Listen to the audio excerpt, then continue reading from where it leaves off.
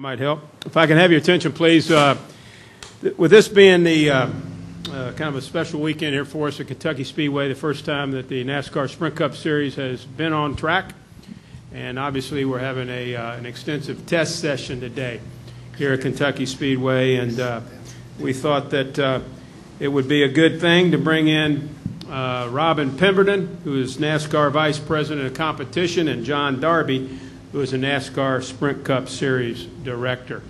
And at this time, I'll just turn it over to Robin maybe, and just a couple of general comments, Robin, about the test session coming here to Kentucky Speedway and some of the feedback you're getting back from the race teams as they get set up for the Saturday night's inaugural Quaker State 400.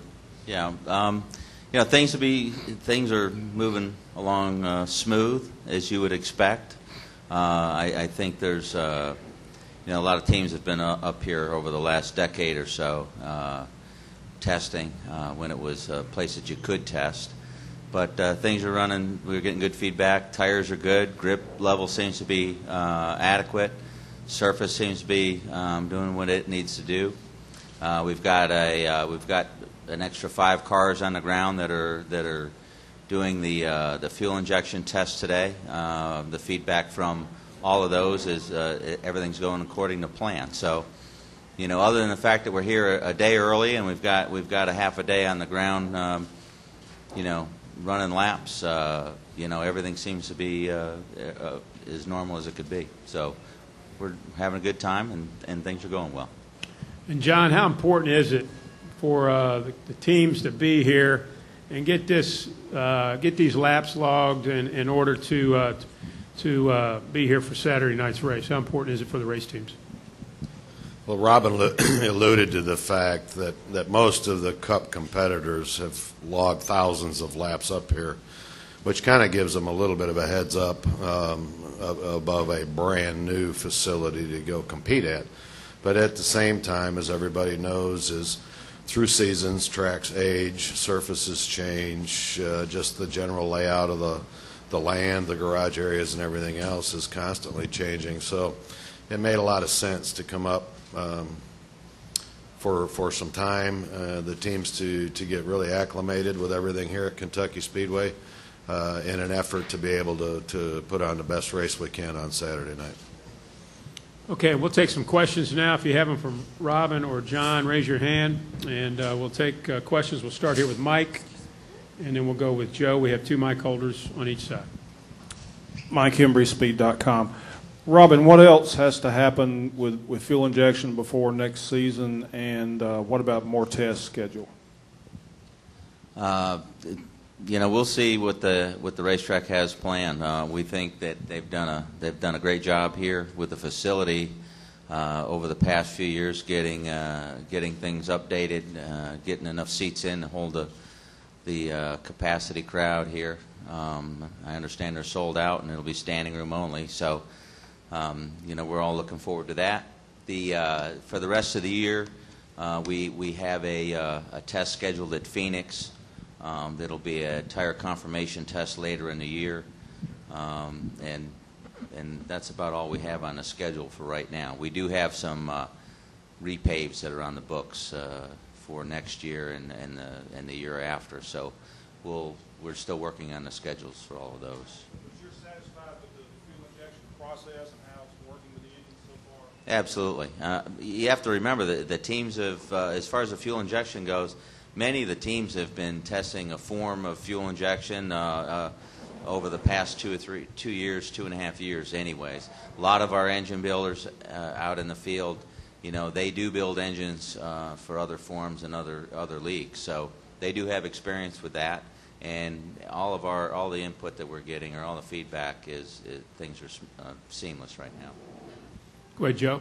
Joe Menzer, NASCAR.com. Rob, just to follow up a little bit on that, with the fuel injection, the drivers, they're really not going to be able to feel a difference. The fans aren't really going to be able to see a difference, right? I mean, isn't it really about just kind of making it, I guess Harvick said it makes the car more relevant to, you know, what they're selling on their street models, I guess. Yeah, I will say this: we wouldn't have done it if it would have been worse for us. I mean, this will be the same or better.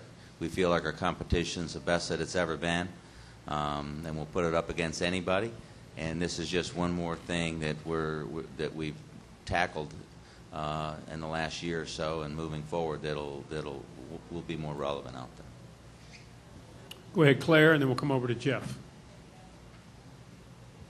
Claire Belang, Sirius XM NASCAR Radio. I don't think I've seen as many engineers at a news conference you guys have held in forever. Talk about the competitive side of fuel injection, the competition side of it, as the teams race to get it, underhand, and also the cost of it. Is it true that it's up to $26,000 a race car for fuel injection? You've been talking to either car owners or engineers, but not both at the same time. We knew that there'd be some added cost to this, but moving forward, we feel like there's always upfront costs. Anytime you have a rule change, there's upfront costs. But it's something that we need to do. We need to do it for the sport. We need to do it for our competition. And we need to do it to be relevant out there. We knew this moving forward when we decided to take this on. Everybody knew the challenges, and that's why the timeline was as long as it has been. The easy part is, anybody can do fuel injection, but to do it the way that we've done it with our partners, with McLaren and all of the manufacturers, Ford, General Motors, Toyota, and Dodge, to keep a level playing field. That's the most important thing, because at the end of the day, it's about having a level playing field and our outstanding racing is we've been able to put on, and that's what's important to us. Can you talk about them working together versus competing to try to? Everybody works together in the early stages on any project. Today's probably the stake in the ground where everybody goes off and does their own thing. So I think everybody is, and I'm speaking for them, you should really, they're all in the room, you should circle up with them and get their opinions. But in my opinion, right now, I think everybody feels comfortable. There's a few little things we've got to get buttoned up, but they're minor details. And I think today's just, it's a line in the sand, and we'll move forward from here and let the competition begin. Go ahead, Jeff. Jeff Gluck from SBNation.com. Last week was another 2x2 race at a restrictor plate track. Some drivers were critical of that style of racing again. Are you guys satisfied enough with it to the point where there's still no changes planned or to do anything that would break that up, or is that being looked at or considered at all?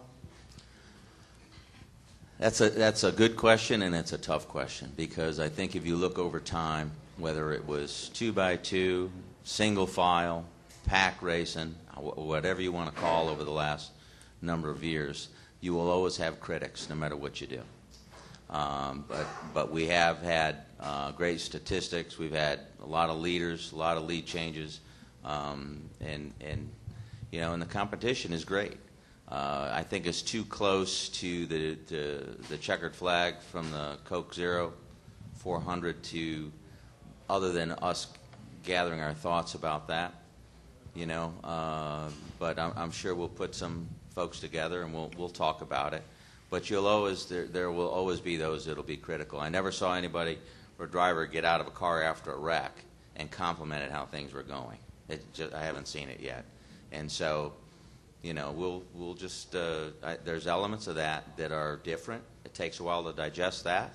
And there's quite a few folks that opinions have changed over the course of time, and it's only been since we've started the repaved racetracks, and it's a backhanded compliment to how smooth the surfaces are at Daytona and at Talladega that this type of racing has evolved.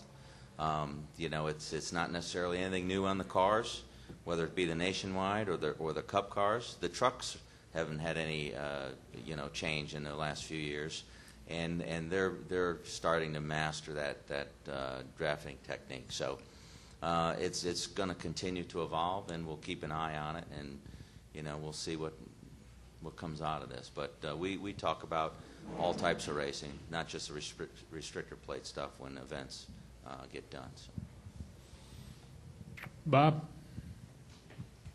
Bob Hocker, StingDaily.com. As far as the fuel injection goes, are you asking the teams to do anything specific today, or are you talking to them about anything specific, or is it pretty much they're testing and you're not really all that involved?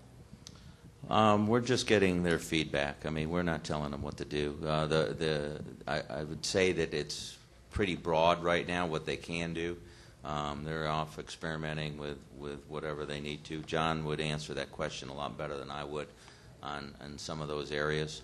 But really, it's about the teams, it's about the manufacturers, it's about the hardware, the software, and you know, everybody out there competing right now. So, John, you want to expound on that at all? Yeah, I think, and you hate to just say it's as simple as just logging laps, but really, it's proving all the individual systems out. If you look at the whole package, right, fuel injection is way simpler than a carburetor, from the design and all of the moving little parts and functions that a carburetor does, to be replaced by an electronic module and 8 injectors. It wasn't that it moved into a higher degree of difficulty. A lot more technology, but not difficulty. So knowing after all the years of tuning and development that they did on the carburetors, the teams know where the engines are optimized in regards to air-fuel ratios and everything. So today it's a matter of working with their different maps or their tuning pages in their laptops, if you will, to get back to that point of optimization that they had with the package we're running now. So there's a lot of energy being spent in that direction.